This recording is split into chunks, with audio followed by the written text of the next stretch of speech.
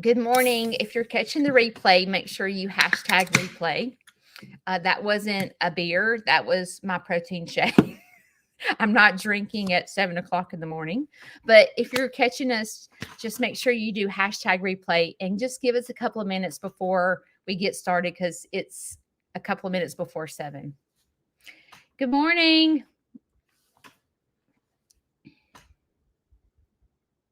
I'm reading y'all's messages.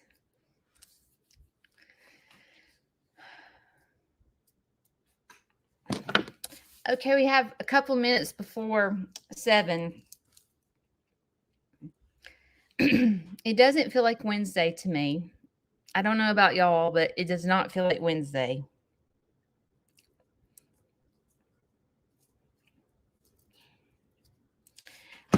We're going red today.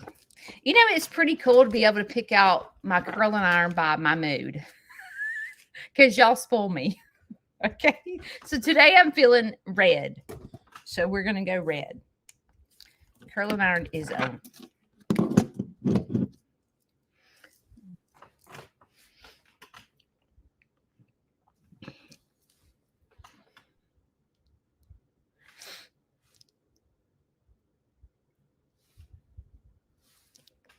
Good morning, everyone. So my new glasses are kind of hurting my face. I feel like they're too tight right here. I feel like they need to be stretched a little. I don't know if they can do that. But today my dad has to go to the eye doctor. So we have a double whammy today. So I've got to finish this, go do animals. My dad has to be at the doctor at 9:30. Then we have to drive to Birmingham to have radiation. So it is a wide open day. They can loosen it. But then I don't want my glasses to be out this big. So I'm scared. But I just see how tight they are. They're like just making a imprint on my nose, and it's just kind of giving me a headache. My uncle. Let's wait 1 minute and then I'll update y'all. Today I'm going to use my new brushes that was in my stocking from you followers. I have this shirt right here is from one of you followers. I've got these bracelets. They're for anxiety. And I think I'm going to have anxiety today because I have to do so much. So they're weighted beads. I don't know. We'll see. Okay, it's 7 o'clock. All right. I am going to go ahead and take my glasses off. So Kayla is in charge. Kayla is in the basement. And so she will be talking to you guys. So I can start getting ready. Oh, I forgot to. I'm going to tell you that this was also one of my Christmas presents. Okay, if you have extensions, this is your best friend. Okay, this brush right here draws extensions because what happens is it goes like this and it separates your extensions and it draws your extensions so fast. Like, listen, these Christmas presents I got, I am loving them. And it's funny because these are things I would have never bought myself. I would have never. And I'm just slowly using Christmas presents one by one. And I'm loving everything. So thank you. All right. I'm going to start getting ready and talking to you guys. My uncle. He is lost his short-term memory completely. So when he gets up, he doesn't know what he's supposed to do. So he'll look at my aunt. And y'all, my aunt, my uncle's wife is on our live a lot. Her name is Cheryl Mize. And she's on here a lot. I don't know if she's on here right now, but she is on here. So if you'll pray for her husband, because it's hard on her, because he wakes up and he doesn't know. He'll say to her, "Where am I supposed to go?" And she'll say, where do you think you're supposed to go? And he doesn't know. And, she'll have to say, we're going to the bathroom. And he'll go, I don't know how to get there. It's just really sad. But what happened, if you're just joining me, was my uncle was going up the stairs and he fell backwards. He says he passed out. I don't know if he knows what he's talking about, but I don't know if he slipped, but he fell backwards and he has multiple fractures in his skull and he had brain bleed. And this is my mom's brother, and he is the only one left out of them. My mom passed away. My aunt passed away of brain cancer, and he's the last one. And so, and both my grandparents have passed away. So the next in line of elderly would be me. Yeah, that doesn't sit well when you're, you know what I mean? So anyway, so she's going through a lot, and he's having home health therapy at home and speech therapy and all that stuff. Okay, my dad. We are on this. Today will be treatment 8. My dad has cancer. If you're just joining me and you don't know what's going on, my dad has prostate cancer, and it's the aggressive kind. So he's taking hormone therapy and radiation every single day. And the radiation that we're having to go to is in Birmingham, which is about an hour and 10-minute drive one way. So I have my plate full, and things are kind of different right now. And my filming is different. So if you're catching my videos on YouTube and you're like, one person sent me a message and said, Judy, I think that you put, I think I've seen this video before that you have on your YouTube. Dude, I'm doing the best I can do. Like, I'm trying to juggle a lot, and I'm really trying to work on balance so that I don't myself get in left field. And I have to stay well because I'm the caregiver, right? So I'm trying to stay well. So I don't know if I'm supposed to. I'm gonna do this. I usually use my hands, so I decided to try a brush. Oh, that's nice. So we got a lot going on today.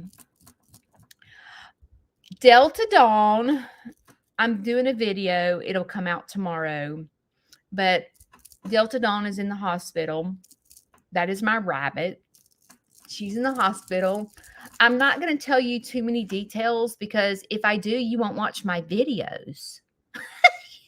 And you'll have the inside scoop. So you're going to have to wait and see about Delta Dawn. And I will tell you she's still in the hospital. So that's no fun. And then I saw somebody ask how I'm doing with Bobby Joe being gone. Oh my gosh. It is like a totally different farm. Did y'all get your protein? We're going to need protein this morning. It is like, okay, you know how Bobby Joe goes, you know how he's doing that all the time?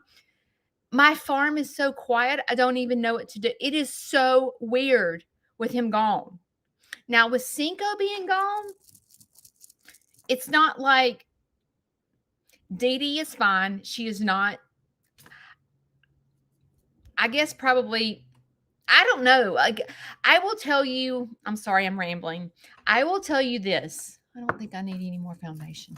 Out of all the animals that I have, the cows, the chickens, the turkeys, the goat mamas have a harder time than any animal that I have experienced on my farm.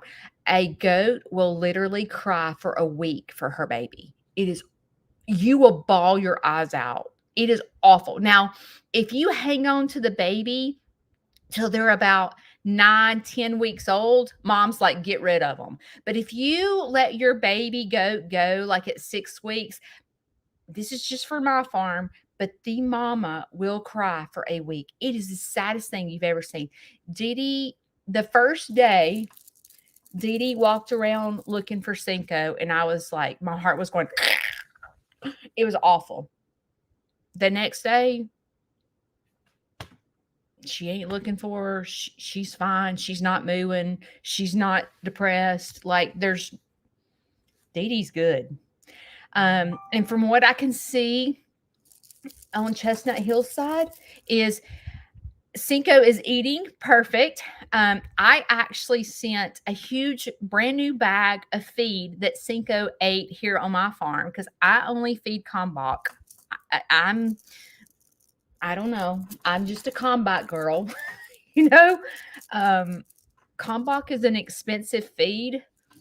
So not everyone likes to feed Kalmbach, and also it's not really convenient to get Kalmbach because a lot of like only certain stores carry it, and most people, besides the chicken feed, if you want the cow feed, you actually have to order it. So like it's kind of a pain in the butt. But I sent Nick and Zoe a whole bag of feed. They said she's eating perfect. She's not sulking. Of course, you know, she's walking around looking for, where am I? What is this? She's probably in heaven because she has that big old pasture and she's used to being around donkeys because of Leroy. So I feel like she's adjusting really well. Someone made a comment that was very frustrating to me. You know, and you know, sometimes comments come across like she probably didn't mean anything by it, but she said that Cinco looked like she had lost a lot of weight. And I'm like, dude, she's been there 3 days. She's not lost a lot of weight. But I mean, not that Cinco's been on a scale to see if she's lost weight, but Cinco is eating well. So Cinco's not lost any weight.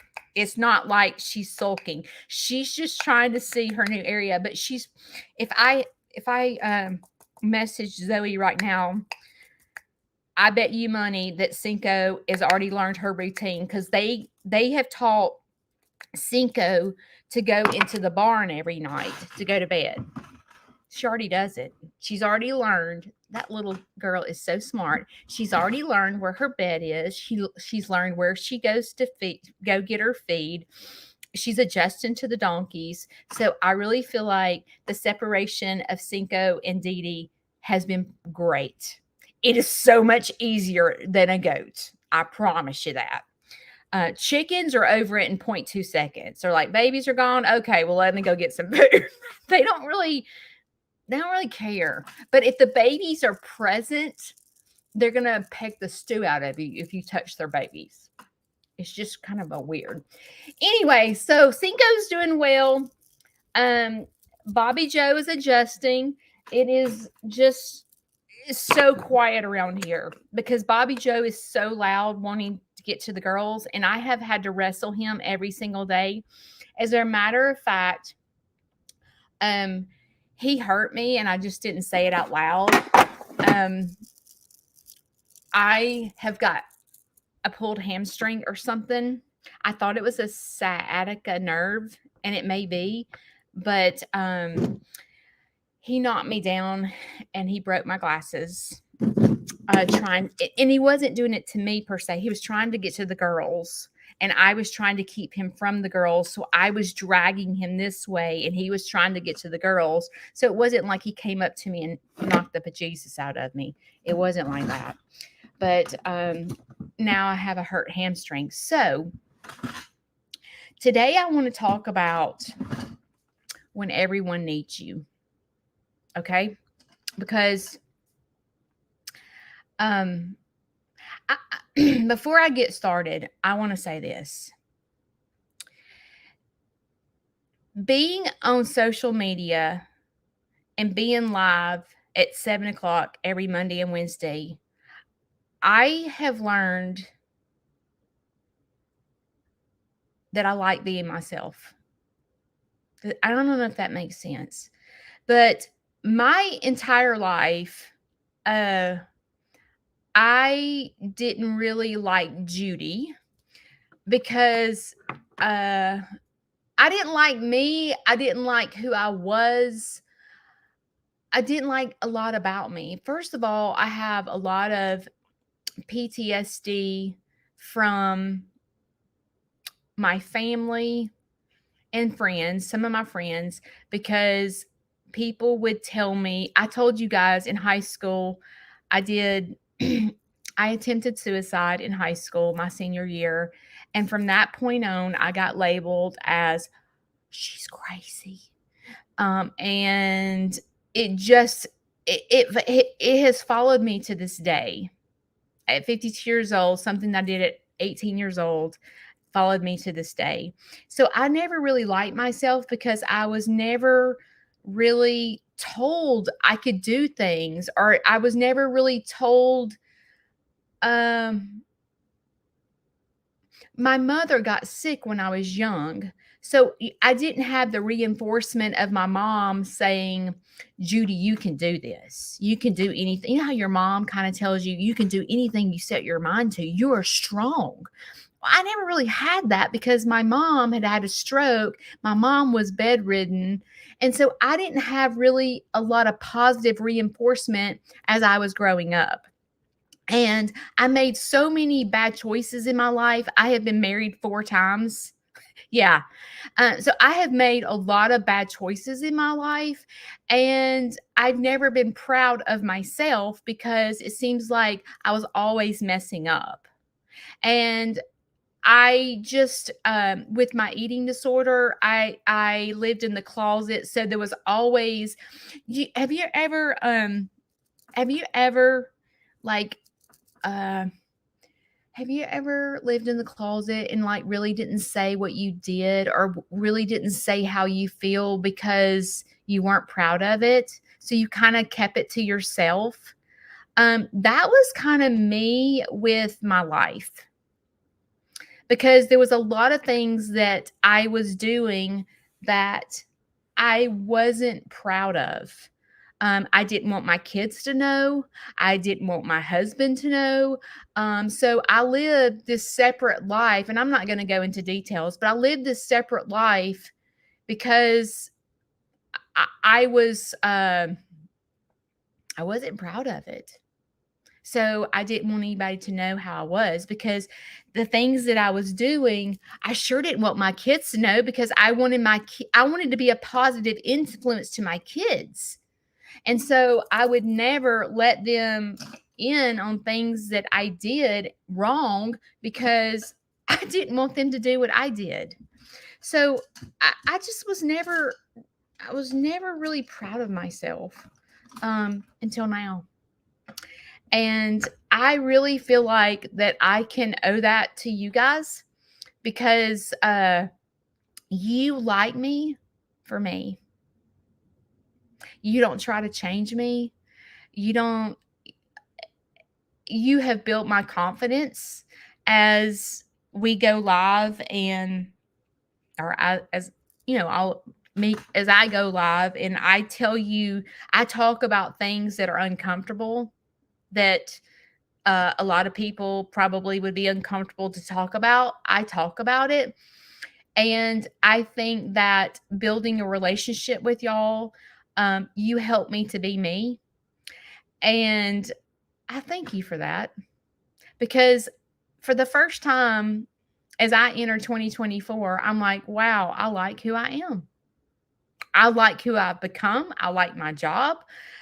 I, I like that I have worked so hard over the past. I started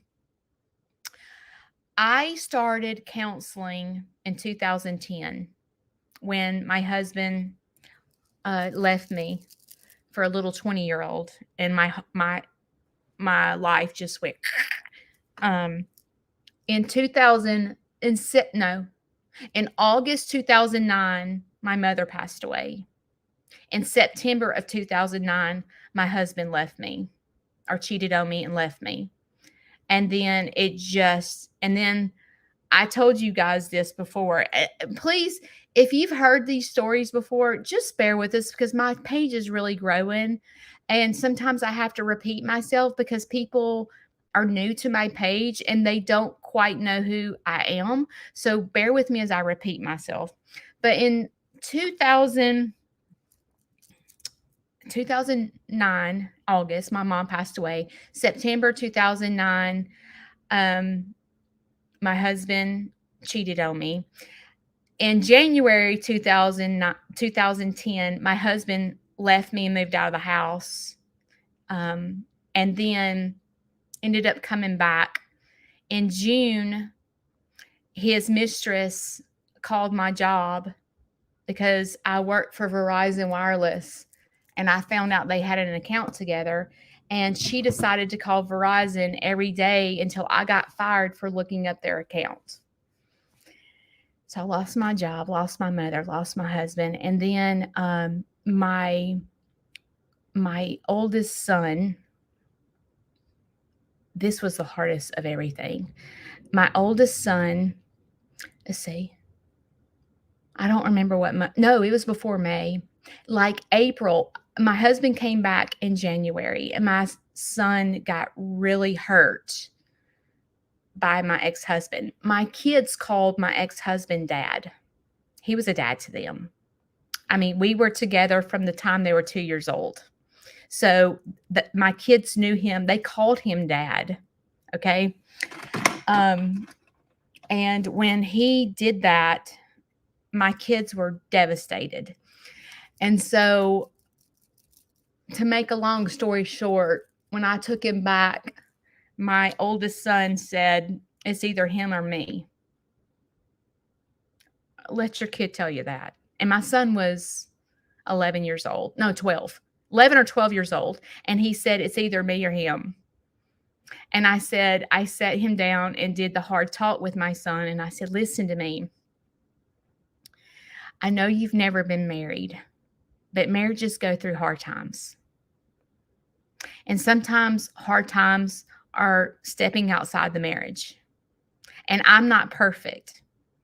And we're going to try to work it out. And it's going to be okay. But I need you to trust me in this decision of taking him back." Well, you know what my son did? He called his dad, his real dad, and said, "Come pick me up," in the middle of the night. And my son left at 12 years old and moved out to his dad. And so that was devastating. And I had my other son living with me, my son that was on the video of me opening Christmas. He lived with me his whole life. Well, when my son moved out, I had to, he couldn't start school until my ex-husband got custody of him. So we had to go to a lawyer to for him to get custody so my son could go to school, because I respected him and said, "If this is what you want to do, I'm not going to force you to live with me." That was a mistake. So we went to the lawyer, and my ex-husband got custody of him. And this was the best part.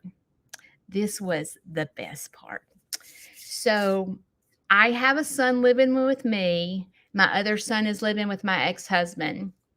And the court decided, because I made a lot more money than my ex-husband, that I had to pay child support.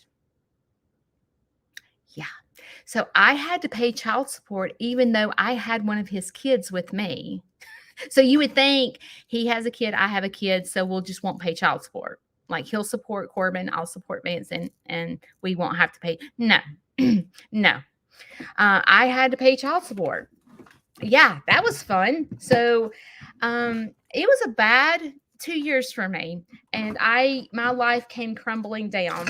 But the good news is, I almost feel like my son saved my life, because okay, first of all, if you are a mother and your kids don't live with you, what does that do? What do people think of you? "Oh, she lost her kids. She's a psycho." You know what I mean? If you are a mother and your kids do not live with you, people in general begin to judge you because your kids do not live with you, and they begin to you are put into this category that you're a piece of crap mom. The kids got taken away. Oh, I bet DHR got involved. Like all these things start going through people. So you're at the ballpark, and they're like, wait, Corbin lives with his dad? Oh, she must have got her kids taken away. So like you live with that as a mother. And if you are a mother on here and your kids do not live with me, you get me. It is awful. It is awful. So when he moved out, it forced me to get help because I was a psycho because my mom passed away, my husband left, I got fired, and I was the breadwinner in my family. Okay? I was the breadwinner. And so when the mistress called Verizon every single day and said, this girl looked up my account and I'll tell you the story real quick. Most of y'all have heard it that have followed me for a while, but I work for Verizon, and when my husband left, I'm going to work crying, right? Because my husband has left me out of the blue. He went to a Harley Davidson motorcycle thing at the beach, came home, and it was never the same. And so my coworkers at work were like, he's cheating on you. And I said, no, he's not. My husband had OCD. Okay. Like I was made to take a shower multiple times. Anyway, he was a clean freak. Let's just put it like that. I'm like, he's not cheating on me. I'm telling you right now, he's not. And they were like, go look up your account. We work for Verizon. Go look up your account. Go see if you see a phone number. So here I go. And I look it up and I'm like, and I see that there's this phone number. I see this phone number that's nonstop. And I'm like, who is this? So that forced me to go look up that phone number to see if that person had Verizon. Well, when I looked it up, it was this girl. And then I noticed that my husband and her had an account together. And I was like, you have got to be kidding me. So I went outside, I picked up the phone and I said, what the crap? Why do you have an account with this girl? And so him and her called Verizon every single day until I was fired for looking up their account. So the breadwinner lost her job. So when I tell you that I'm a survivor, I'm a survivor. I've been through a lot. Hang on.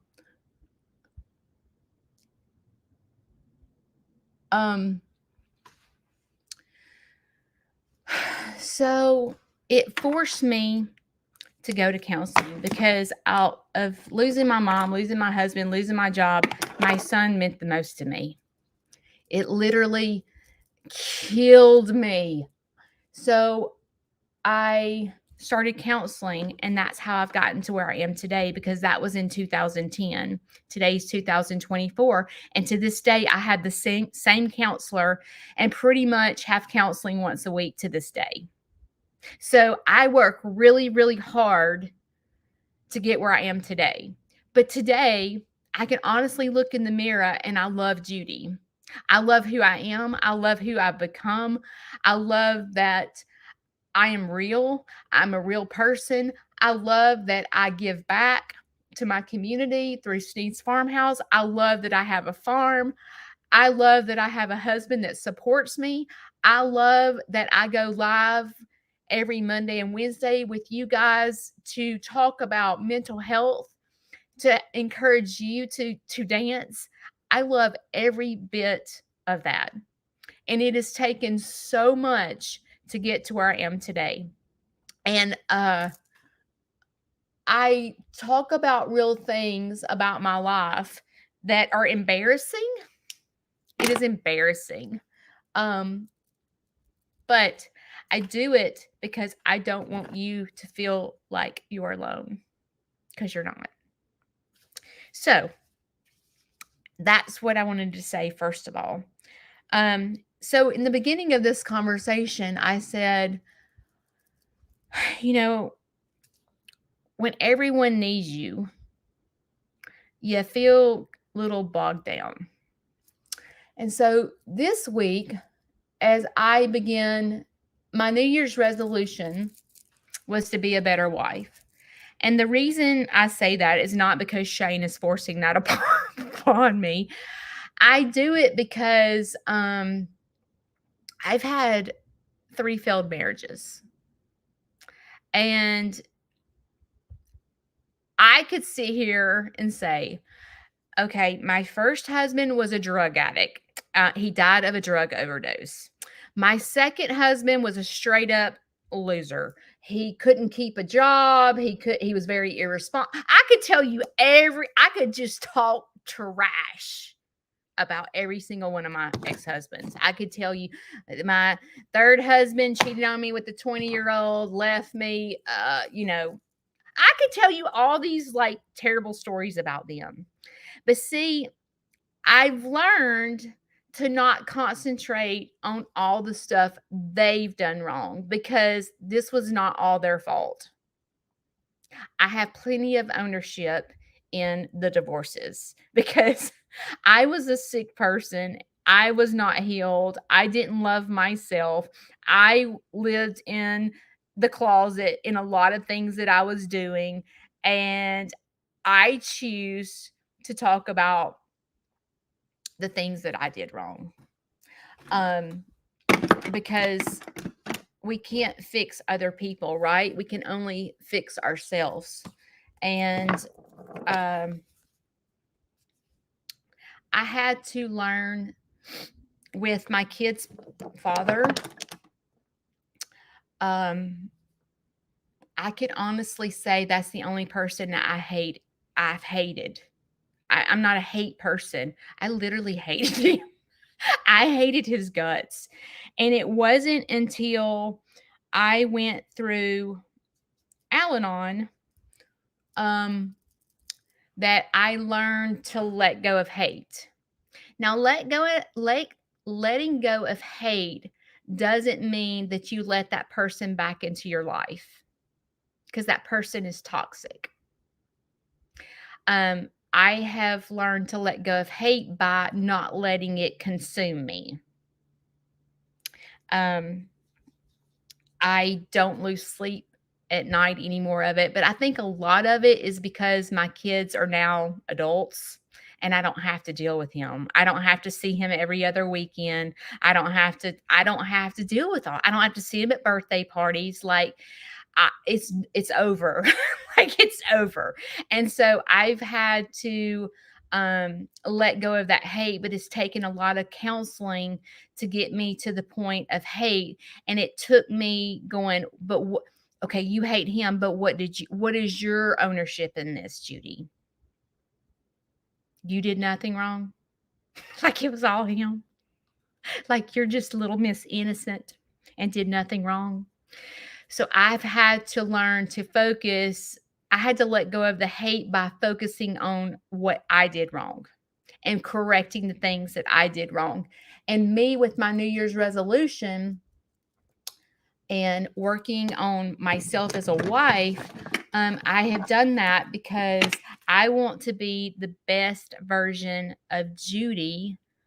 And I want to be the best version of Judy as a wife that I can be.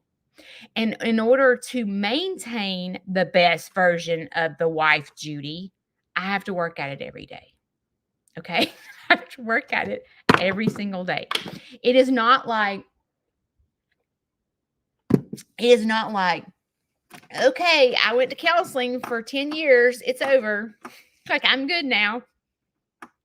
I don't struggle anymore. I'm just good. Like, everything's great. No. I want you to know that for myself, I can't speak for you, but for myself, I am never free of anything, even the demons in my closet that I really don't feel like I have to work at every day. Oh, yeah, I do. Yes, I do. And even though I don't really, okay, so like when counseling first started and I started getting better, like there was times when I had to take minute by minute. I didn't even curl my daggum hair. I'm all out of whack. There was times when I had to take minute by minute. Okay. And then it got a little bit easier and I would take it hour by hour. And then it got a little bit easier and I'd take it day by day. And then it got a little bit easier and I took it week by week. And then month by month. And then it was year by year. So the things that I struggled with, like my eating disorder, it's pretty bad that it took me being in the hospital on dialysis, fighting for my life to get better. But sometimes, like, you know how you have to hit rock bottom before you get better? Well, that was my rock bottom. Hang on.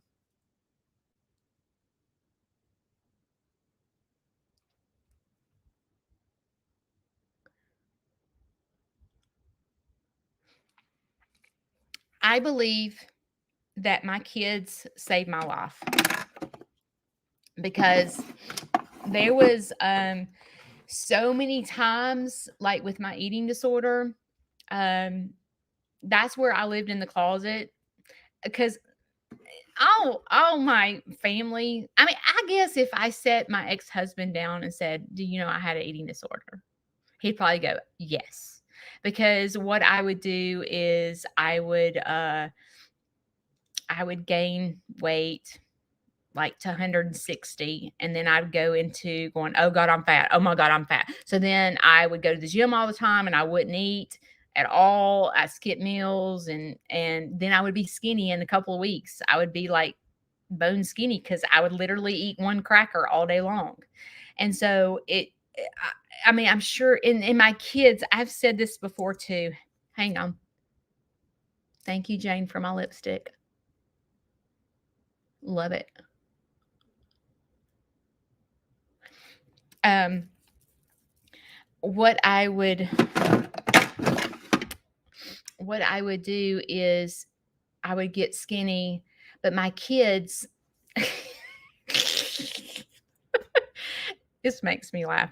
But my son was like in first grade and it was like Mother's Day, and they had these series of questions like, what is your mom's favorite color? You know, like asking questions about the mom, and they were sending the paper home to us for Mother's Day for that what our kids said about me. And they said, what would you tell your mom to make her happy? And most kids would say, I love you. Do you know what my son said? I would tell my mom she's skinny. Oh, when I got that paper and it said that, I thought, oh my God, I have warped my kids. I have so warped my kids. This is terrible. I bet that teacher thinks, what? But that's how my kids grew up. Tell mom she's skinny and she'll be happy. You know what I'm saying? How embarrassing. I don't have mascara on. How embarrassing is that crap for my kid in first grade to say that? So if I set my kids down, I've never set them down, but if I said to them, did you ever see an eating disorder in me? I don't know what they would say, because I view eating disorder as anorexia, like being like this big around where you see your bones. That's what I didn't view.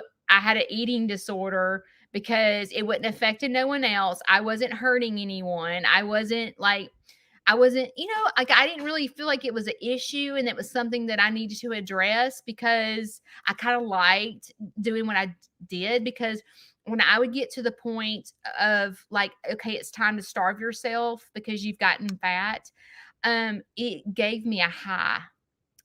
Like when I would not eat, I would feel I'd feel beautiful, and I would feel like I had power, and like it would give me this sense. It was my drug. And I don't know if that make if y'all don't have an eating disorder, you probably are looking at me like I have 4 horns on my head. But that's what if you do something that is toxic, okay, like if you live in the closet and there's things that you don't tell people that you do often because you're embarrassed about it, like an eating disorder or something like that. You know, you find power when you're able to control, I'm not eating a darn thing. I'm not putting nothing in my mouth. You feel powerful. It's like, watch this. I'm going to get so skinny. And so it was just, it made no sense. Like my eating disorder made absolutely no sense. And now that I'm able to, uh, I'm healed from it and I'm able to take a step back. I'm able to see things and go, that was so dumb. That was really, really dumb. But in the moment, it felt good to me. So if there's something that you struggle with that you know that is not good for you, okay? Like let's say that you're the eating disorder the opposite way. So like you're by yourself and you eat a whole cake by yourself. And in the moment, you feel high. This is so good. Oh my God. This is like you're in the moment and you're caught up in, I'm fixing to eat this whole thing of ice cream and no one knows. And it feels so good and it tastes so good. Oh my God. And you're just like your mouth is watering. So, like, in that moment that you're eating the whole tub of ice cream, you feel like you forget what's going to happen after the fact. You're just in the moment. And that's how I would be. I would be caught up in the moment of this feels so good in this moment. That's how it was for me. It was a power struggle. But the moment, and if you're just following me and you don't know what I'm talking about, um, basically, I had got on a new antidepressant and I was in anytime there was a change in my life, whether it be change of medicine, change of jobs, I had to have surgery, any big change in my life would cause me to starve myself. So I had just changed medications and I was like, I'm going to get skinny. So I stopped eating and, of course, didn't tell anybody. Okay. And my blood got toxic and I started having seizures. And my husband was taking me back and forth to the ER and they couldn't figure out what was wrong with me. And I couldn't stop having seizures. And it was because my blood was toxic. Well, when they finally realized that I was septic, I had to go into the ICU and go on dialysis.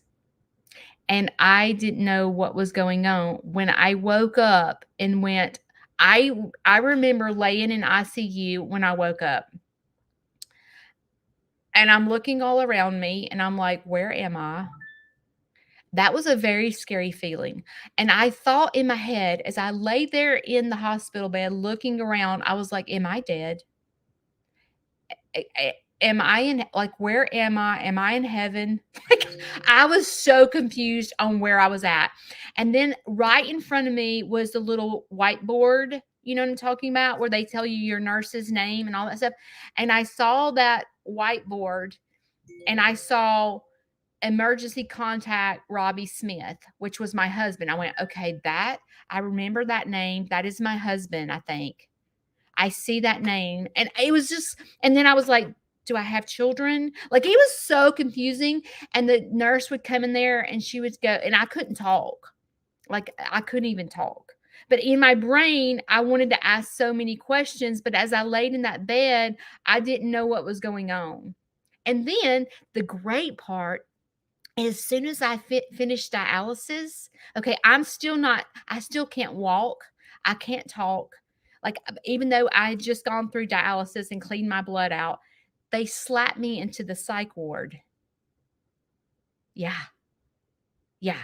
Because had an eating disorder. And so they slapped me in the psych ward because they thought that I had tried to kill myself. And I was like, I did not. And in my head, I'm like, no, I didn't. No, I didn't.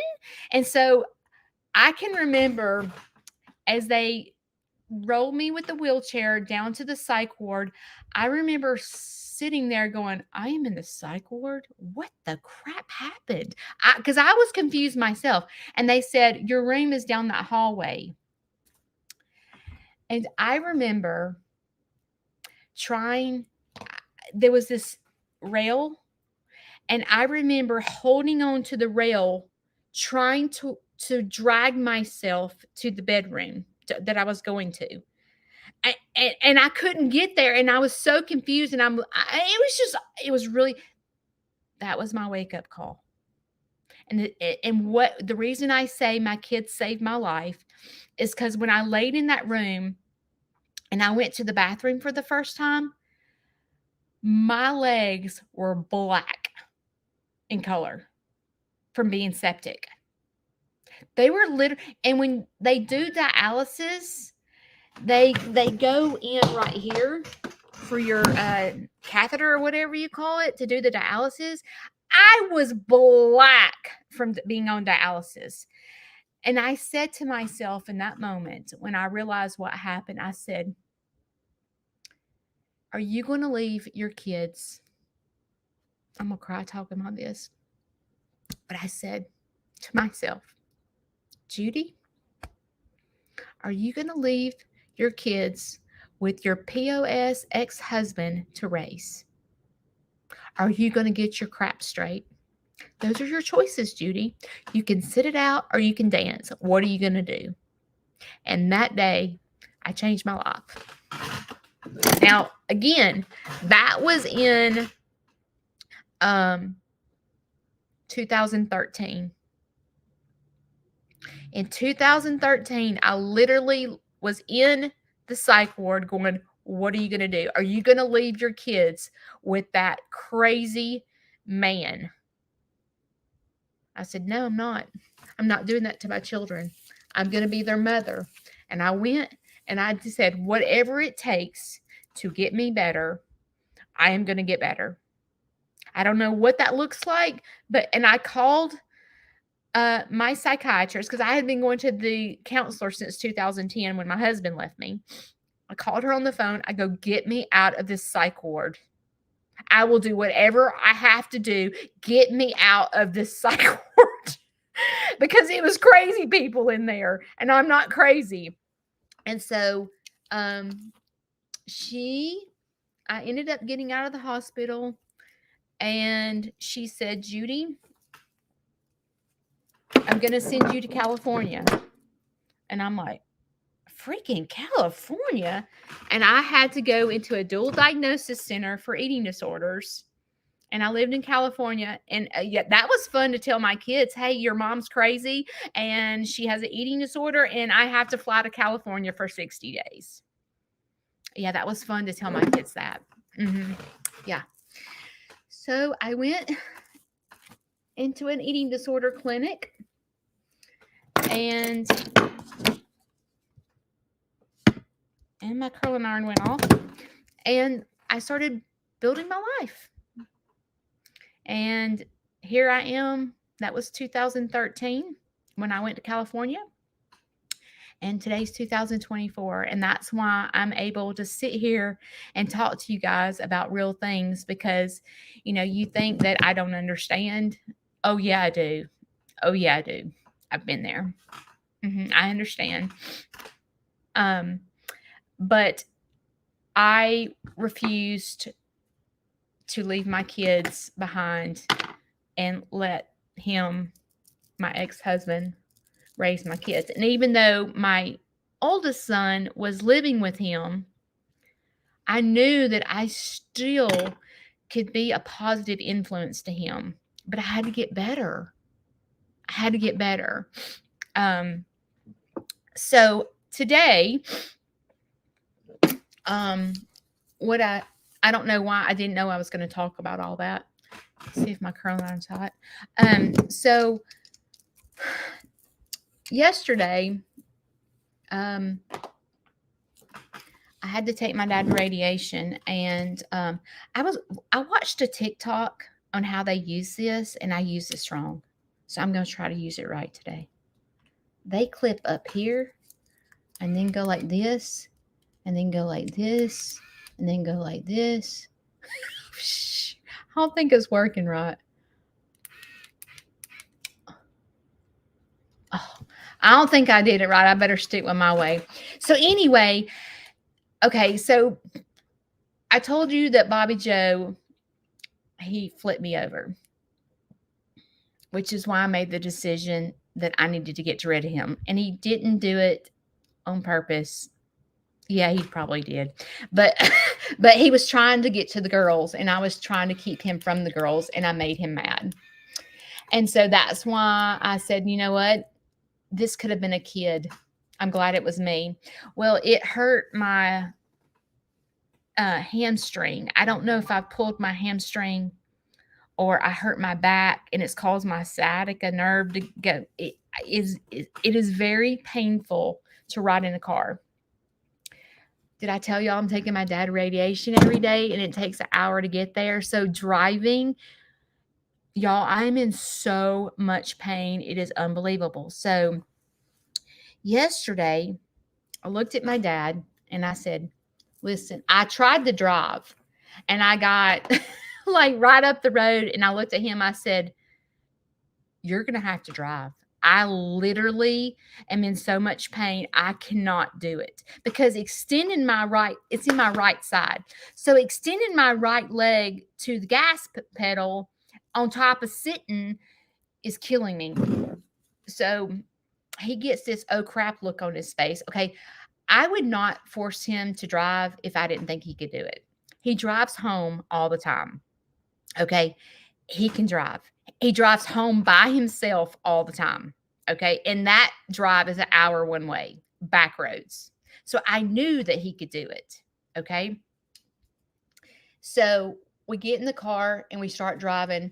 I mean, he's driving 75, 80 miles an hour, normal, like nothing wrong, you know? And I'm just sitting there going, has he been playing me this whole time? You know what I mean? Like, what the heck? Like, has he been playing me this whole time?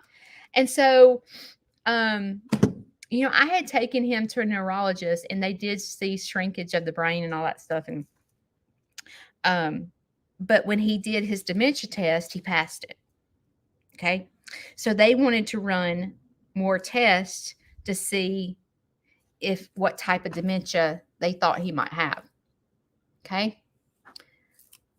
So we get to downtown Birmingham, or malfunction, where the interstates go everywhere. And he goes, am I supposed to get over here? I'm like, yep. He knew exactly what to do.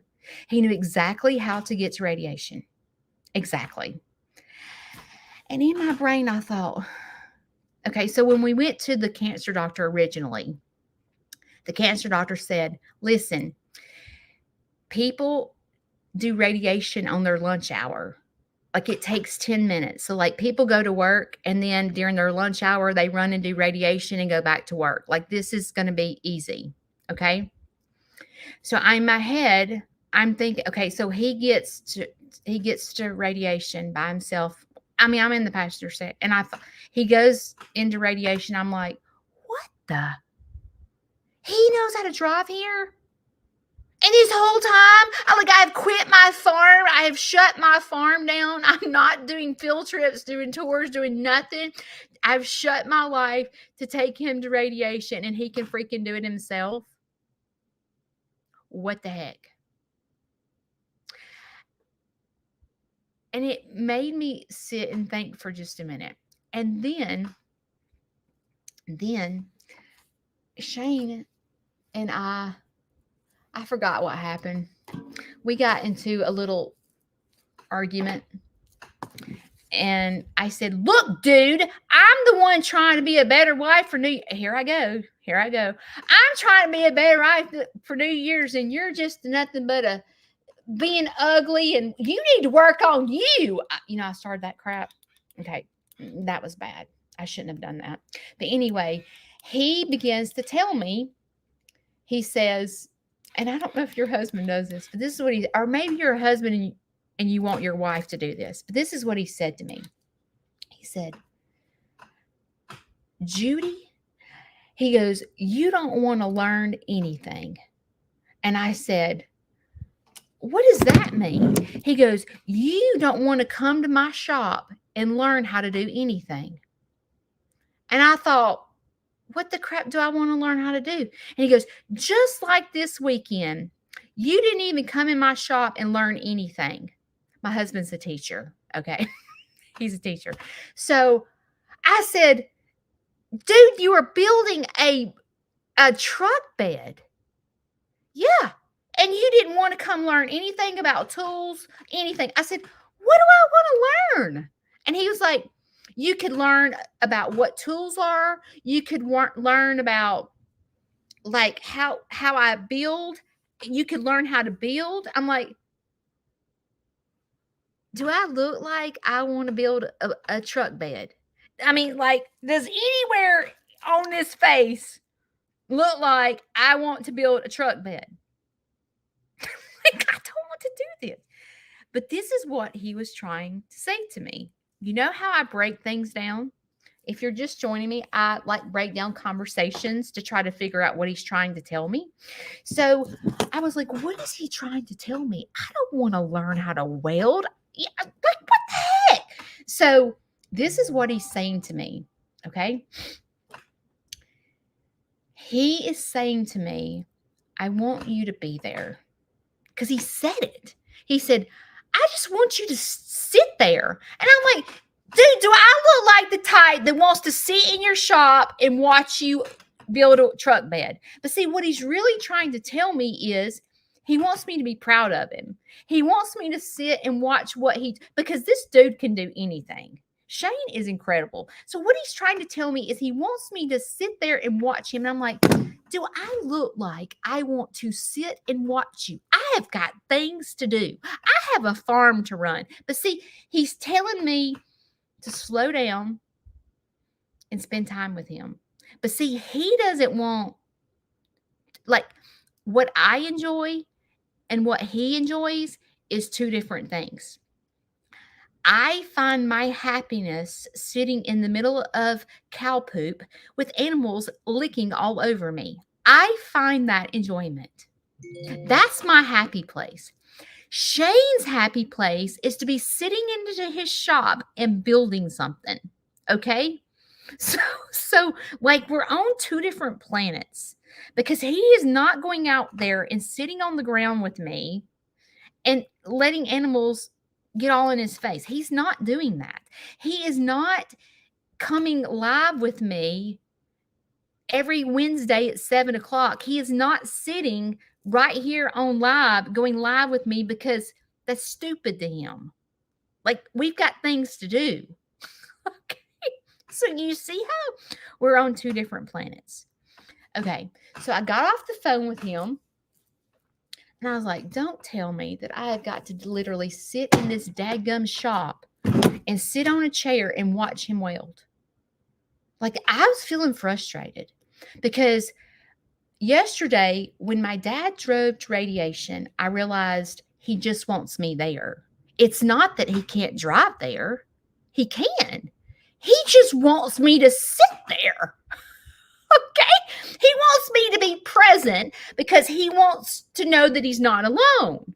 But then Doofus wants me to sit in the shop and do the same blame thing. And I'm like, do I look like Superwoman? Do I literally look like I can just be there for everyone? I mean, and I said to Shane, I said, can I tell you something? And you listen to me, and you listen to me good. I'm like, Christmas Day, I literally sat on the couch all day long by myself until it was time for me to go live and open presents. Larry, that wants me to sit beside him and drive to Radiation every day for 3-4 hours a day, was sitting in his bedroom. And Shane, that wants me to sit in his shop and watch him fix something and he wants me to learn something was literally in his shop while I sat on the couch all day long by myself. And I thought in my head yesterday, what is wrong with this picture? What time is it? What is wrong with this picture? Like, why am I meeting everyone's needs and no one's meeting mine? What the, like, why do I have to be well? Like, why do I have to go to counseling to learn how to deal with these jokers? Why do I have to be the mature one to break down these daggum conversations to try to figure out what the flip they're trying to say to me? Like, instead of going, Judy, it's not that I can't drive to radiation. It's just I'm scared and I just need you by me. Or, you know what I'm saying? And I'm over here trying to reduce my stress, trying to figure out how to balance my life, going to freaking taking Delta Dawn to the vet before 8 o'clock in the morning to try to hurry up and get home, to try to feed animals, to try to water them so I could hurry up and take my dad to radiation and try to cheer him up and come home and do supper and try to be wife of the year and learn how to make bread and how to break down I feel worn out. And I don't know if you feel like me, but I'm like, what do I need to learn from this? And how can I fix this? And how can I be okay? Like, what the heck? And I thought, you know what? I feel like everyone needs me. My kids need me. My dad needs me. Shane needs me. The animals need me. My friends need me. Like, when is it my turn? Like, when do we do what I want to do? Like, what? So I had to stop myself yesterday and go, okay, you're in total left field. You're in total left field. So when all that happens and I feel all that pressure on me is when I go, Alexa, set a timer for 10 minutes. And I go for 10 minutes. I'm like, they ain't nothing but crappy men. They don't do. And I gripe for 10 minutes and I get it all out and I get my frustrations out. And I'm like telling Alexa that they all tick me off and I am tired of being strong Judy. I am literally, so 10 minutes I go at it. And I'm telling Alexa's the only person that's listening to me. And I am just telling Alexa everything I'm mad about, everything I'm frustrated about. And then after 10 minutes, and she goes, timer's up. It's time to quit crying and griping. And you know what? If you tell Alexa, if you say, Alexa, will you set a timer for 10 minutes for me to gripe? She'll go, your timer for griping is up. It's been 10 minutes. It's time to stop. She says that to me. So after 10 minutes, I go, okay, how do I meet my own needs on top of meeting other people's needs? How do I balance my life? How do I answer all these messages on Messenger, on text message, sit in my husband's shop, take my dad to radiation and feed the animals and try to film all at the same time? So that is the $1 million question, because I don't really know the quite answer, but this is what I do know. This is what I do know. Shane is very important to me. My marriage is very important to me. Taking care of my dad is very important to me. It is very important. And if I had cancer, so when I try to break down what they're saying to me, I have to stop myself and go, okay, let me get in their shoes. Okay, let me have cancer. Let me be 75 years old. Let me be scared to drive on the interstate. And let me be Larry for, even though I'm not him, let me be my dad for just a minute. And when I take myself and replace myself with my dad, I can feel how alone he feels having cancer. I can feel how scared he is to go, I have the C word and I'm scared I'm going to die. I can feel the loss of my mom not being here. My dad lost my mother at a young age, at 52 years old. The love of his life is not here to help him. And I can sympathize with why he wants me to be there. And it changes my brain thoughts. So then I'm like, Alexa, I'm sorry for setting the timer for 10 minutes.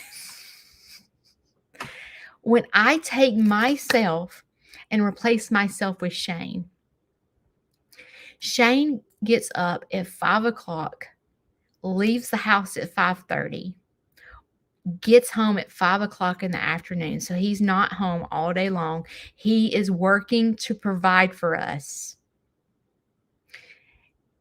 While he's providing for us, he's allowing me to stay home to run a farm and to take care of my dad. He is so kind to let my dad come live with us 6 months after we get married. Okay? So Shane is at work all day long and comes home. He's got stuff to do around the house and he just wants me to be there. He hasn't seen me all day. He enjoys teaching. That is his profession. He enjoys teaching. He wants me to take interest in what he's doing. You know how I told you my New Year's resolution was to be a better wife? I see that imagine if he didn't want me there. Because I've been in relationships where they didn't want you there. Like they didn't want you in their shop. My husband wants me in his shop. My husband wants me to watch what he's doing. My husband's wanting me to learn something. I don't think that he really wants me to learn to weld. He just wants me to be there. So see how you can take the stress of, oh my gosh, I got to do this, I got to do that, I got to do this. But if you stop yourself and whatever situation you're facing, get in their shoes. What are they trying to tell you? Even though probably it would be so much healthier for me if my dad said, Judy, yes, I can drive myself to radiation, but I feel scared. I feel like you're so strong, Judy. And when I'm around you, I feel safe because you're not scared to talk, because my dad's scared to talk to people. So if he said, Judy, I want you to be there because I feel scared. I have cancer. I'm older. I can't hear. I don't understand what they're telling me. I don't, like when I go into the doctor's office, I hear the words, but I can't understand them. I don't know what they're talking about. And you make me feel comfortable. I think that I could understand that so much better than I can't drive on the interstate. I can't. Because that's what he tells me, but that's not what he means. He can drive the interstate because I watched him yesterday. But see, I could be that daughter that goes, dude, you can drive the interstate. You drive yourself to radiation. Because I've had to close everything, try to figure out how to pay for my work. I've had to close my farm for you. But see, that would be ugly. And sometimes as human beings, we get, I could have looked at Shane and go, you want me to go in your shop and learn something? Yeah, he was sitting there telling me, I want you to learn to see, because, I'm a city girl and he'll say to me, Judy, I need you to go get this tool. And I'm like, what does it look like? He's like, you don't know what a flathead screwdriver is or whatever. And I'm like, My dad didn't teach me that. No. And he's like, oh my gosh, Google it. And he gets so mad. So when he tells me he wants me to learn what the tools are, does he really want? That's not what he's telling me. He's telling me that he loves me and he wants me there with him. And I could have that husband that didn't want me there. I could have that husband that wants to go to the beach to bike week and leave me behind and cheat on me. Okay. I could have that husband, but instead I have a husband that goes, I want you to come in my shop and I want you to learn something.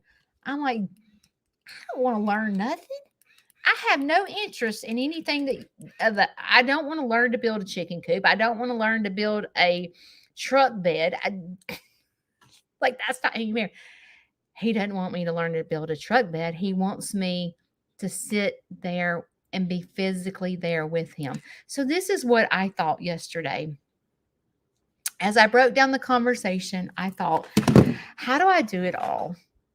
There's one of me trying to message everyone back, me trying to record, it's a lot.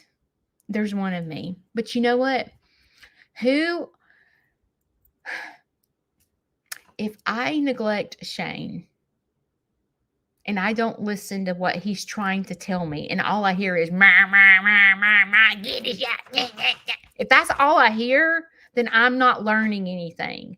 If I stop and break the situation down and listen to what he's actually trying to tell me, is he wants to spend more time with me.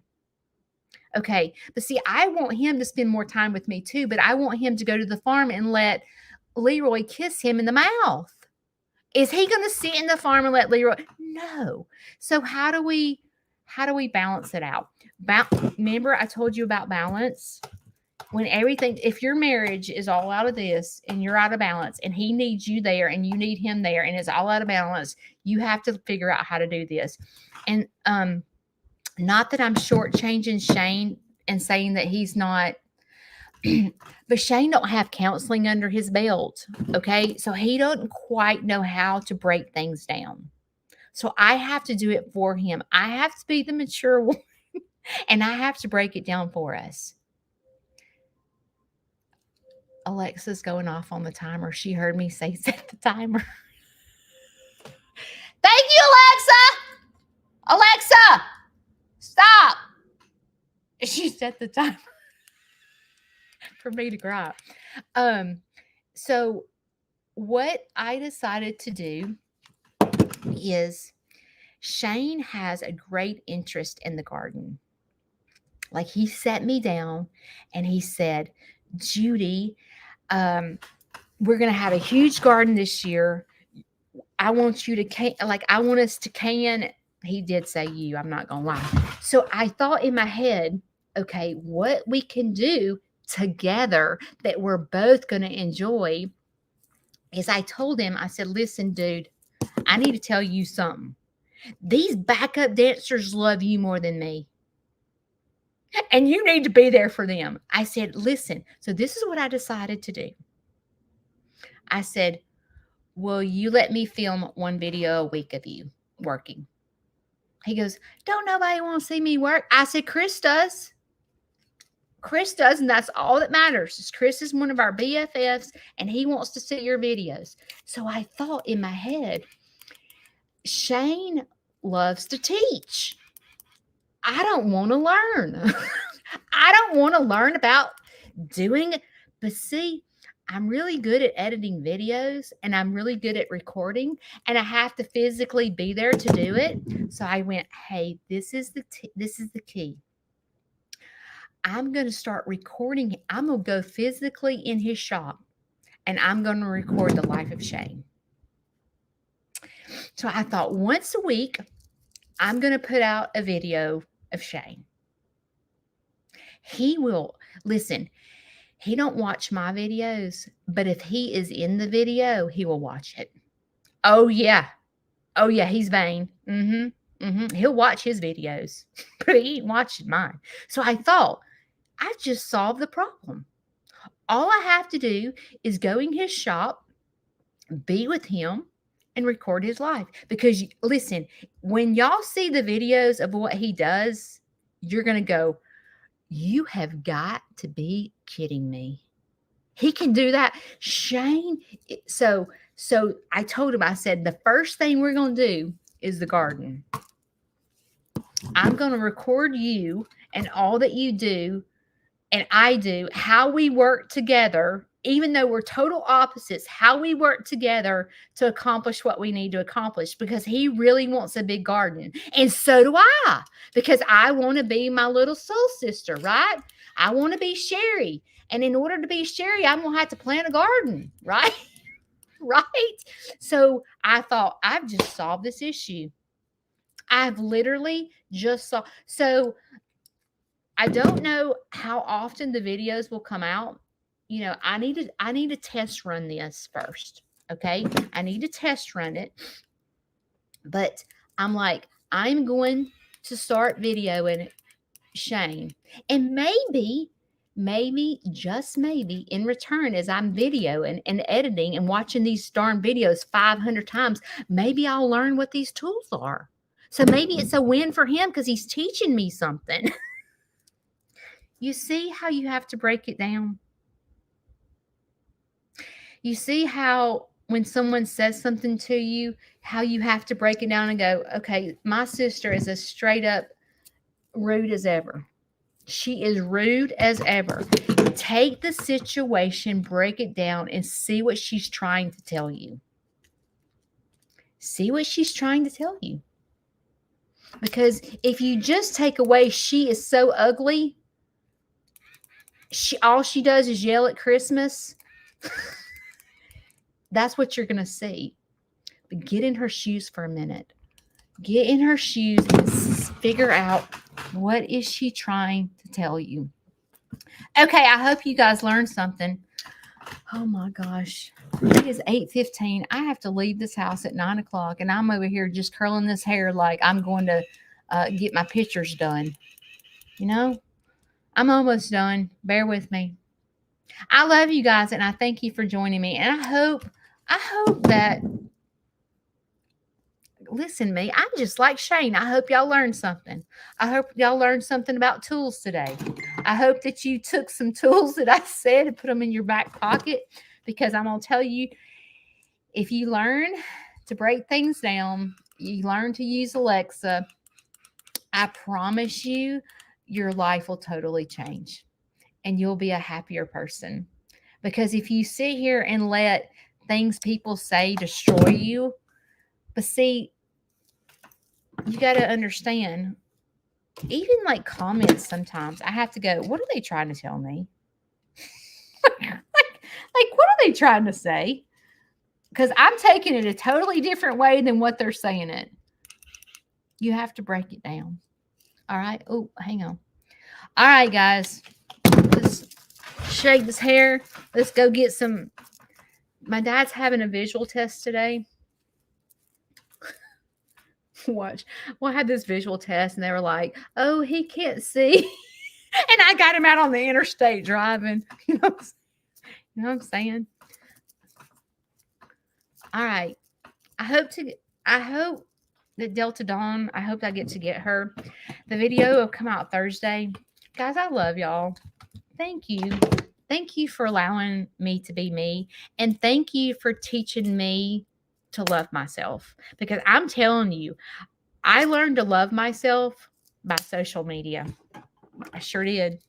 It may not make sense to you, because if you're not a creator, you might not get me. But I promise you, I've learned to be the best version of Judy because of you. Because you love me for who I am. You don't try to change me. You don't try to change me. All right, guys, today's Wednesday, right? Thursday night at 6 o'clock, Sherry and I will be baking bread in the kitchen. She'll be in her kitchen. I will be in my kitchen. I will not have my apron, which makes me sad. It is on order, but I don't get my apron till Friday. But anyway, if you would like to join Sherry and I and bake bread, I saw Sherry on here. I don't know if, oh yeah, she's still here. Sherry's going to put the ingredient list. Are you going to put it on your page? Yeah. Will you put the ingredients for the bread on your page, and then I will share it to my page? If you don't follow Black's Tropical Homestead, you can follow her for great recipes, good encouragement. She lifts you up with wonderful quotes in the morning. But her and I will be baking bread Thursday at 6 o'clock. If you would like to be Sherry, if your New Year's resolution is to be Sherry like me, the ingredients will be out there. Run to the store today. It's not very many ingredients. I mean, it's simple.